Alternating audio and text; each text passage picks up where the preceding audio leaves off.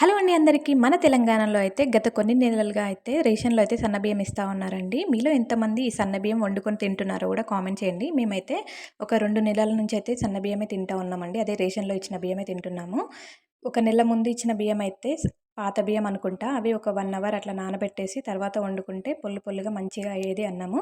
ఈ మంత్ అయితే జులై నెలలో అయితే 3 నెలల బియ్యము ఒకటేసారి ఇచ్చారు కదా! అవేయండి ఈ బియ్యము. మా హస్బెండ్ నిన్న తెచ్చారు. ఇవి కూడా ఒకసారి వండి చూద్దాం అనేసైతే నేను చూస్తా ఉన్నాను. దీంట్లో కొంచెం పెద్ద పెద్ద బియ్యం తప్ప ఇంకా ఏం డస్ట్ గానీ, ఇంకా మెరికలు గానీ, నూకలు గానీ ఏం లేవండి. పురుగులు లాంటివి అలాంటివి ఏం లేవు. సన్న బియ్యం చాలా బాగున్నాయి. ఇంకా సన్నగా కూడా ఉన్నాయి. ఇవి కొత్త బియ్యం అనుకుంటా అండి. అయితే ఒక 2 టైమ్స్ అయితే అలా కడిగేసి అయితే పెట్టేసుకున్నాను.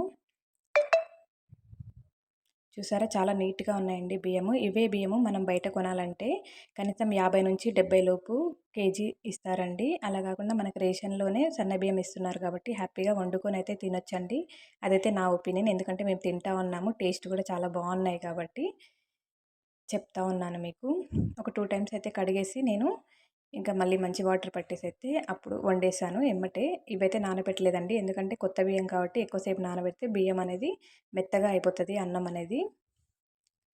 ఇంకా ఇలా ఇది ఏంటంటే కొత్త బియ్యం కాబట్టి అడుగంటే ఛాన్సెస్ ఉంటది. ఇంకొకటి గడ్డలు కడతది కాబట్టి మనం అక్కడ నిలబడి కాసేపు ఇలా కలుపుతూ అయితే వండుకోవాలండి. ఇంకొంచెం పెద్ద గిన్నె పెట్టుంటే బాగుండేదనిపించింది నాకు. చిన్న గిన్నె పెట్టాను కాబట్టి గంజి అనేది ఎక్కువగా వెళ్ళలేదు.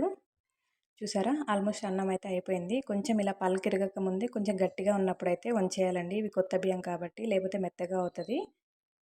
ఇలా పలుకు కొంచెం విరగ్గానే వంచేసానండి. చూసారా? గంజి గంజిగానే కనిపిస్తా ఉంది. అంటే గంజి కూడా కొంచెమే ఎళ్ళిందండి. తిక్కుగా ఎళ్ళింది అది గూడా. ఇలా వంచేసిన తర్వాత మళ్ళీ దమ్‌కి పెట్టేసాను. ఇలా దమ్‌కి పెట్టేసిన తర్వాత అయితే అన్నం అయితే అయిపోయిందండి. చాలా బాగుందండి. టేస్ట్ అయితే మేమైతే ఇదే తిన్నాము ఈరోజు. ఫస్ట్ వంచినెమ్మటే ఇలా దమ్‌కేసిన తర్వాత కొంచెం మెత్తగా కనిపించింది కానీ తర్వాత అయితే పొల్లు పొల్లుగా బానే అయిందండి. కొత్త బియ్యం కాబట్టి కొంచెం దొడ్డుగానే కనిపిస్తది. బియ్యం సన్నగా ఉన్నా కూడా అన్నం కొంచెం దొడ్డుగానే కనిపిస్తది. అవి మన చిలకలో పండించినవైనా సరే, రేషన్‌వైనా ఏవైనా సరే కానివ్వండి దొడ్డుగానే కనిపిస్తది. ఇలా చల్లారిన తర్వాత అయితే చాలా బాగా అయింది అన్నము. టేస్ట్ కూడా చాలా బాగున్నాయి. మనం ఇంట్లో పండించుకున్న వాటికంటే అసలు ఏమీ తీసిపోలేదండి. చాలా బాగుంది. మీలో ఎంతమంది ఈ రేషన్ బియ్యం తింటున్నారో కూడా కామెంట్ చేయండి. అలాగే ఈ వీడియో నచ్చితే ఒక చిన్న లైక్ ఇవ్వండి. అలాగే సబ్స్క్రైబ్ చేసుకొని చూడండి friends. Thank you for watching. By by.